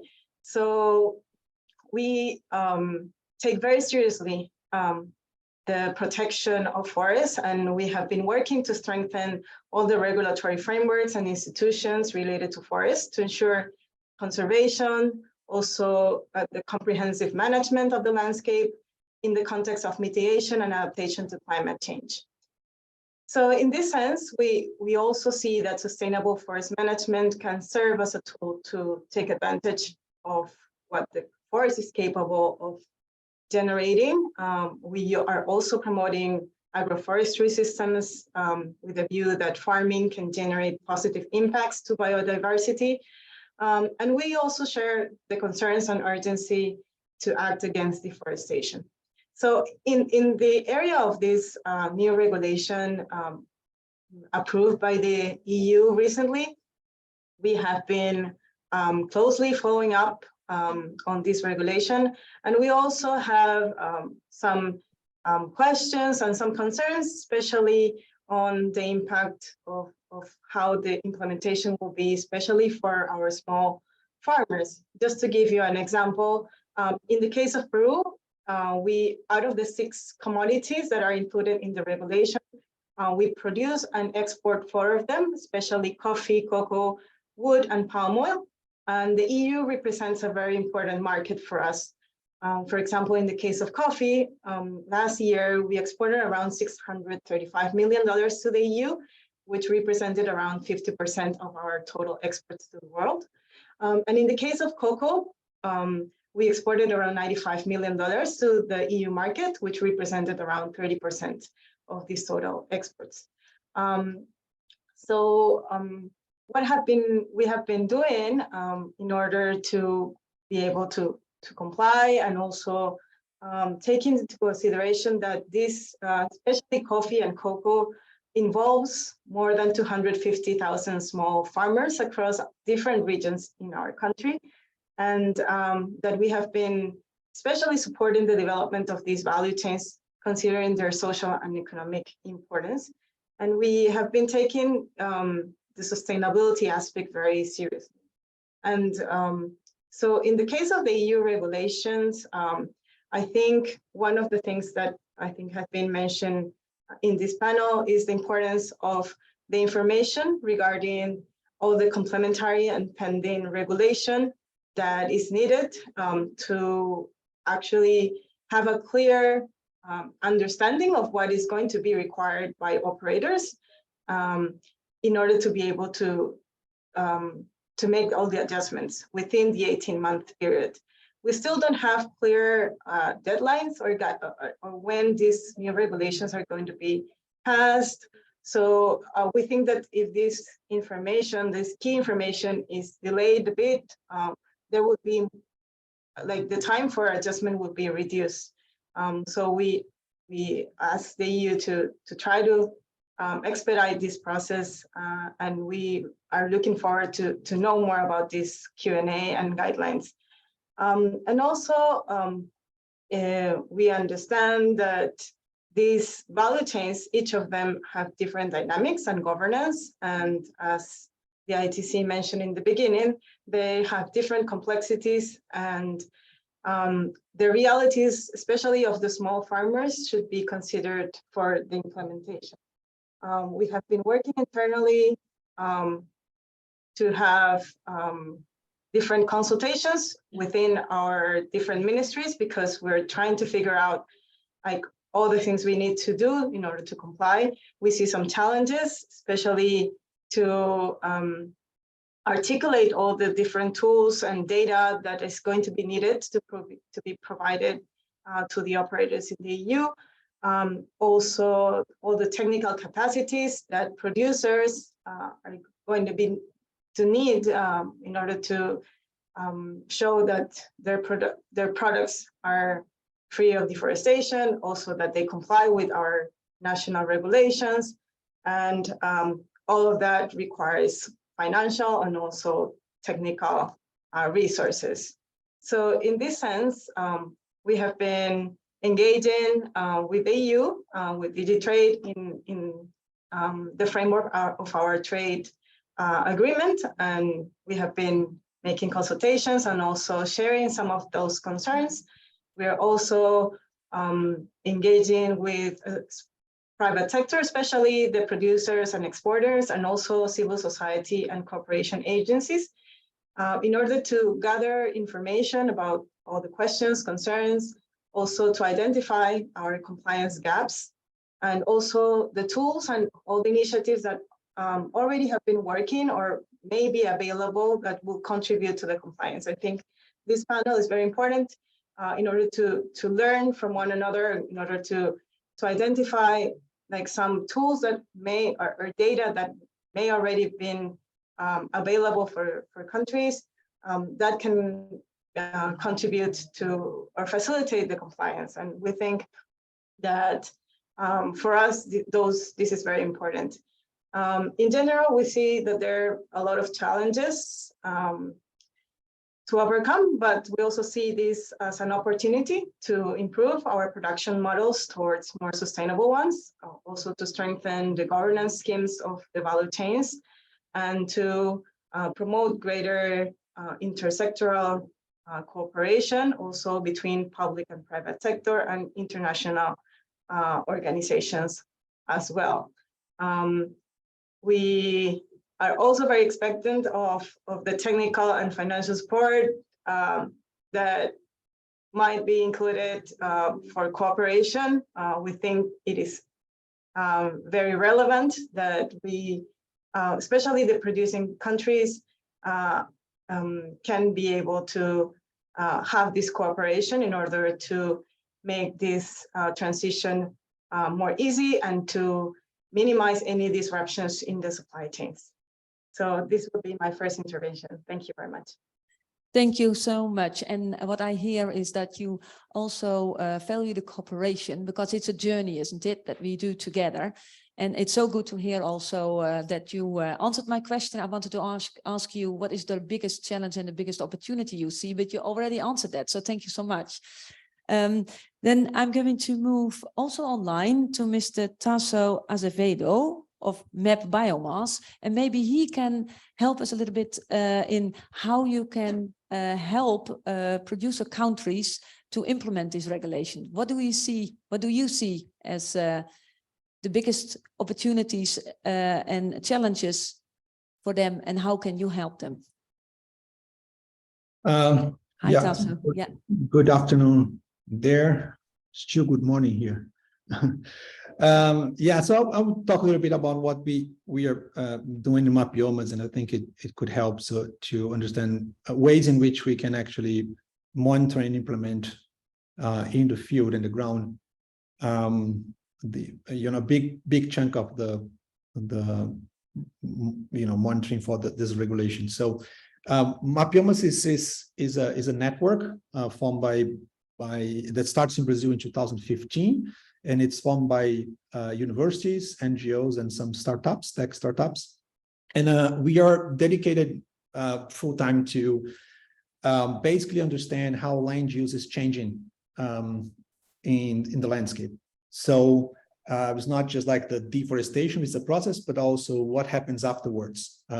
So we do this using satellite images, processing those images on pixel by pixel basis. So in the case of Brazil, is 9.6 billion pixels that we try to tell the story of each pixel along the way. So it's like pieces of 30 by 30 meters of the country that is classified using a lot of machine learning, AI, and we do all of that through a collaborative processing on the net on the cloud. And so this allows us to have like a specialist on each one of the biomes in Brazil, like the Amazon, Cerrado, Caatinga, and the others. And so we have teams on each one of those biomes, and also teams that are working with cross-cutting issues like pasture land, agriculture, different types of agriculture, and so on. So the matrix, this allows us to map a lot of stuff at the same time. So we are mapping now 27 classes. We are going actually to 29 classes. So it's like a map that for each pixel you tell the story, and it could fit in one of those classes. There are different types of forests, different types of non-forest vegetation, and then farming, including some crops separate like soybean, sugarcane, rice, coffee, forest plantations, then, the mining and other stuff also there. So the accuracy is about like 90%, some regions lower, some regions higher.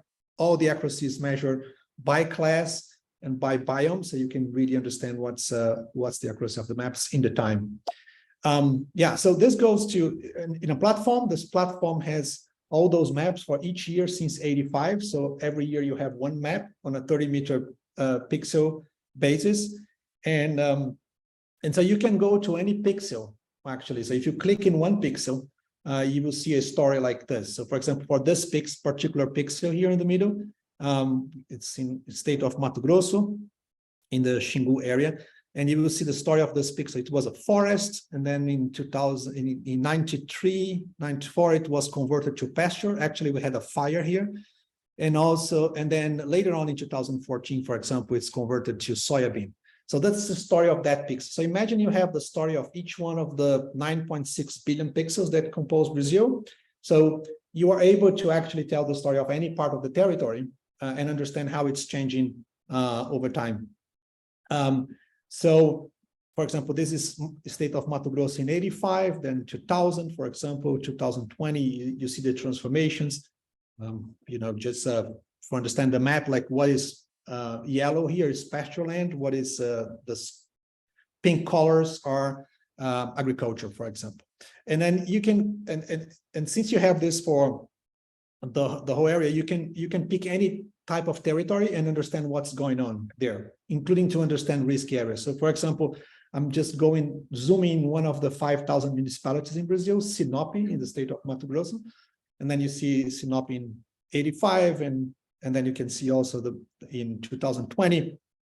So, but the interesting thing here is actually to compare pairs of years, which is what is important to understand the transformation and the change, and if it's related to the, you know, any specific type of production. So, for example, in this case here, we are seeing the transformation between 85 and 2020. Could be like any period of time, any pair of years you can compare, and then you can see, you know, in this case here in red, what loss in natural vegetation. In green is like gain of native vegetation, is kind of a regeneration, gain of water and things like this. But then you can actually understand this very deep on any type of transition to those Sankey graphics, and also to a matrix where you know, like, you know, in this case here, how much forest transformed, for example, in farming, and you can do this with all sorts of details you want. So basically, you can, for any pair of year, understand what transform in what in any direction. And then you can, since we have all the properties of Brazil in the platform, you can actually also make an estimation of the change on any property, any one of the 6.9 million properties registered in Brazil will be there. Like these are the gray lines you see in this map here. Okay, so all of this is available to download or through APIs to consume the data from the platform. You can drop any polygon and get the information that you want from that polygon, and all the codes to make this platform are also available, like the codes to make the maps, the codes to make the websites and everything. It's all free and available on GitHub at 21. Mapping started in Brazil, but it's in 14 countries.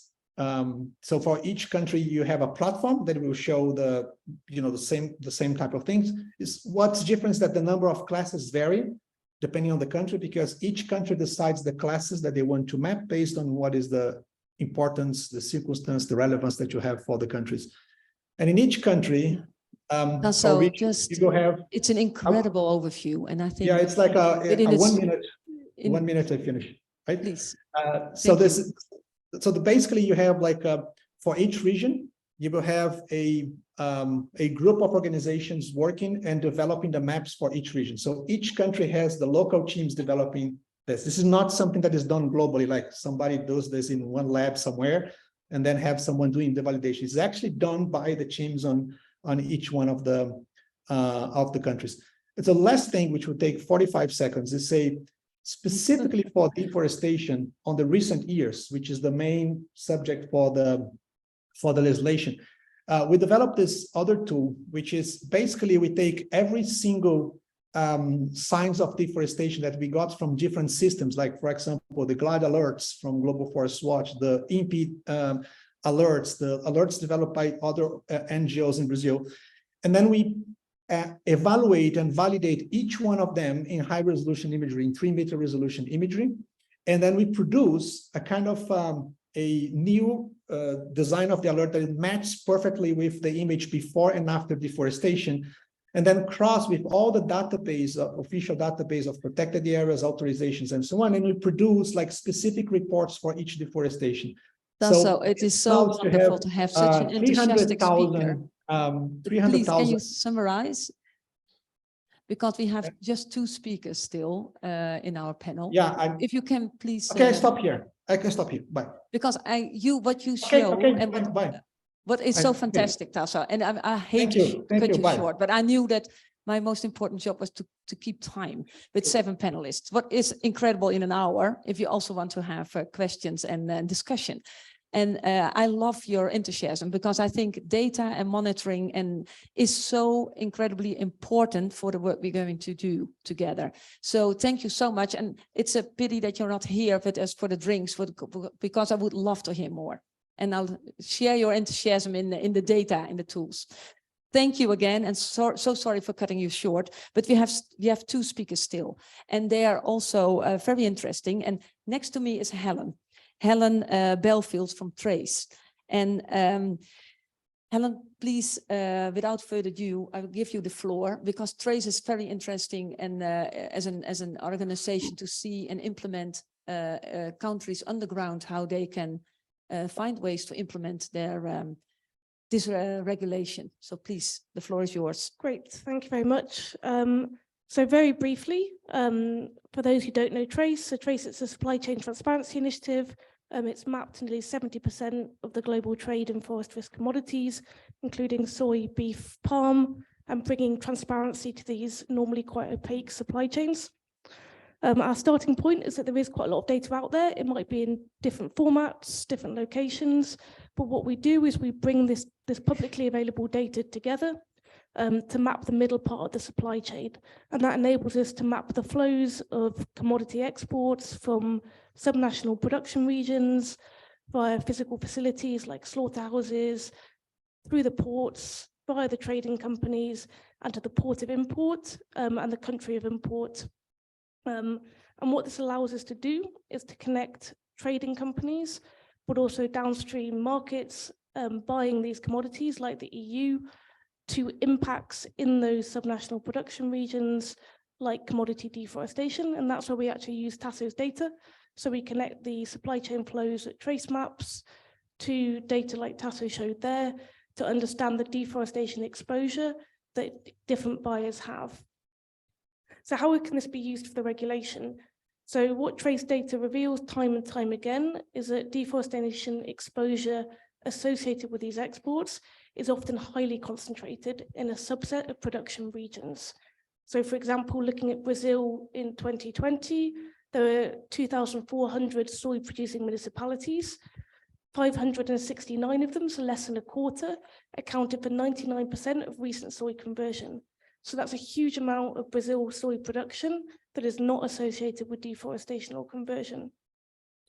So this provides a clear opportunity for targeted action. So how can this be utilized in the regulation? So I'm going to highlight three different things that I think are important. So firstly, member states and targeting enforcement. It's going to be a huge challenge for member states and competent authorities to do the checks. There's a real opportunity to target these checks at shipments that are coming from this small subset of high-risk locations. Secondly, for companies and operators, obviously Trace doesn't have plot-level traceability, but what we can provide is a level of risk analysis that can triage company risk mitigation actions so they can really focus those in the places that they're needed. And finally, I think it also demonstrates the critical value of subnational risk benchmarking. So in the regulation, there's a provision for national and subnational risk benchmarking. As the example I've given from Brazil shows, a country like Brazil may present an overall high risk for a commodity like soy, but actually there's a huge share of production that can be very reliably classified as low risk. So I think that's a key message here, is that traceability is hugely time consuming, it's very expensive, it can be done, but if you can target actions where they're most needed, that's the most pragmatic route forward, both in terms of targeting enforcement checks, but also targeting the risk mitigation actions in the places that they're really needed and investments in those places as well. So that was a bit of a speed run through, but I'm here for the drinks, and hopefully that gave you enough of a flavor for further discussion. Thank you. Thank you so much, Helen. And this is also a perfect bridge, I think, to our last speaker, and it's a countryman of mine, actually, from the Netherlands. I would love to hear what he can tell us about the competent authorities, how they're dealing with the regulation. And Marcel, are you online? Marcel van Rij. Yes, I'm here. Goedemiddag. If you, okay, goedemiddag. Good to have you. Well, thank you for having me and inviting me to share some words on the Dutch experience on implementing this regulation. Let me say that from the start of the proposal of this legislation, the Netherlands has been supporting the Commission and this proposal to make it work as much as possible and to, as was explained, to reduce our footprint from Europe. I'm going to say a few words about how we are going to implement it from the competent authority perspective, but also to acknowledge that we do have challenges in 18 months. Of course, we do have. So we started off with enabling people from our competent authority, which will be the Dutch Food and Non-Food Inspectorate, from the customs organizations and from the prosecution office. They all are needed with the many practical and legal implementations of this regulation. And now that the proposal has been formally adopted, of course, we are shifting towards the practical implementation. So these organizations are now analyzing and reporting all the necessary needs they have for implementation. And we later this year will formally then assign the competent authority on this. But it involves work processes, it involves the necessary tools and data, of course, but also the necessary capacity of these organizations to do all the work later on. In this respect, we try to build on the experiences of the timber regulation, where in the Netherlands already the Dutch Inspectorate and the customs organization were working very closely together and learning together. And we're very happy that we can build on this close relation between these organizations also for the deforestation regulation. But let me also say that, and that's true for many other countries, it does not only involve the implementation of this EU regulation, but it affects also national legislation. So there are many various national legislation that are affected and needs to be changed or adapted or looked at least. So that's also work to be done in the implementation that we have in the next 18 months. What I'd like to stress is to have this opportunity to make this step forward. There are also a few things that are very important to us. And that the first part is the set of guidelines, IT and data. And we have already seen beautiful examples of how data and IT work is brought together from various parts of the world. But we need to implement that in our work process and in our strategies. And we need to have guidelines for companies and for traders, not only to understand the principles, but to be very clear how to fulfill the obligations that they have. Another thing that the Dutch government is putting forward is to work closely with the producing countries. We have to do that in combination with each other. And there's a lot to find out already, but there's challenges and opportunities, as the colleague from Peru was already stating before. So that's important for us. And when we see what's coming to us in the next years, we also need to understand that we're still learning, and we need to learn together to make this a success in the next coming years. So those elements are important to the Netherlands for a fruitful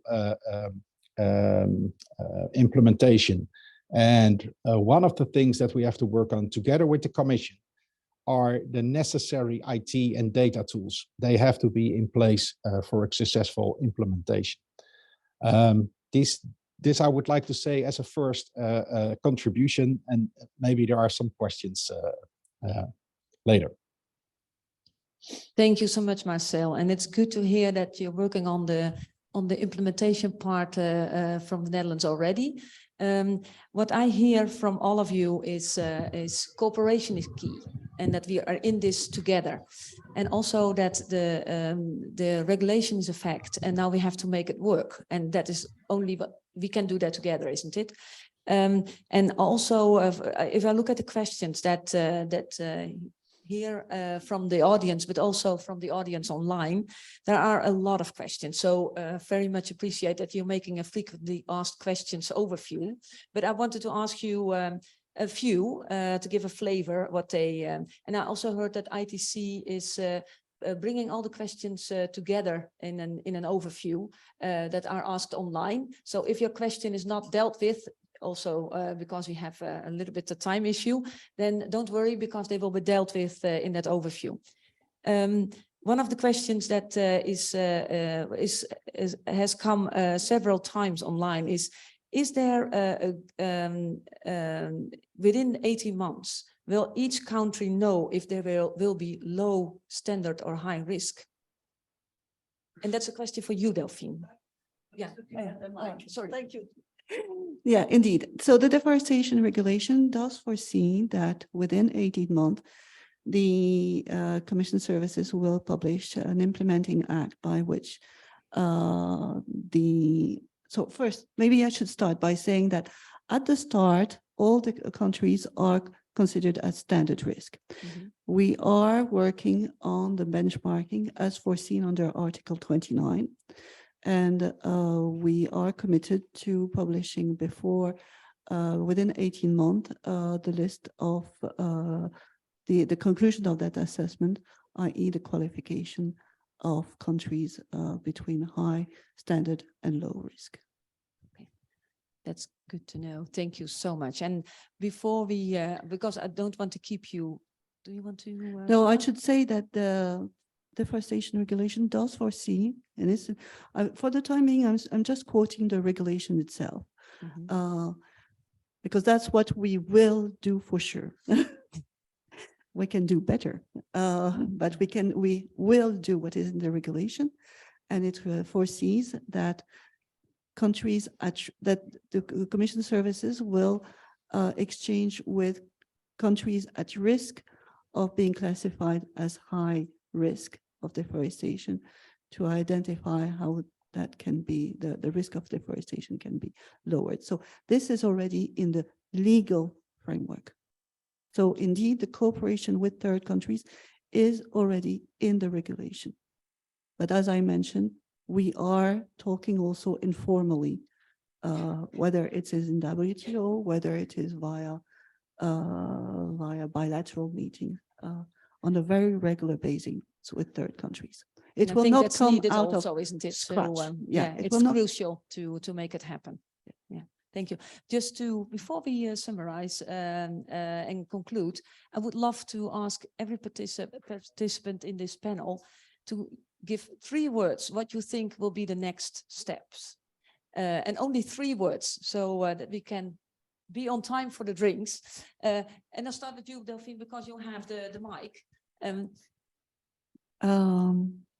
Listen. Yeah. Transfer the existing expertise, and work together. That's forward. Yeah, that sounds good. Those were mine. Coming up with 3 new ones. Focused investment on where it's needed to not replicate what already exists. Collaboration. And I would just make a pitch for increased focus on the legal production requirement, because I think it's getting very little attention right now. Okay, thank you. Moving online to Mariela Amamia. Thanks. So for me, it would be clear understanding, capabilities, and resources and cooperation. I asked one more, but that sounds good. Thank you so much for that. Marcel? Well, I would say guidelines and data sharing and collaboration, of course. Thank you. We have a whole lot of next steps already, if you count all of the words. Helen, please go ahead. Yeah, very similar. So build on and invest in existing national traceability systems. I think is critical not to reinvent the wheel, and that involves cooperation, good communication, and funding. Thank you. And then Tasso? 3 words from you, please, if you're still there.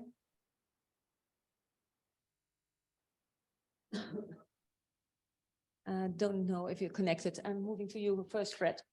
Well, I think that's, as Marcel said, data sharing, I think very important when I look to my monitoring lines. I also think working together, there are so many platforms available in regional settings or in country settings, you know, let's not reinvent the wheel on the data.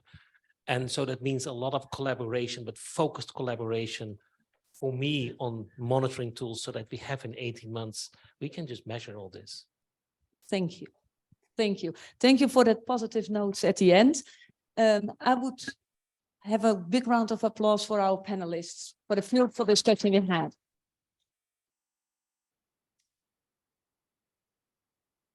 Thank you so much. And also I want to highlight that we have at the end of June, 27 till 29, we have the Land and Carbon Lab Summit organized here in Brussels.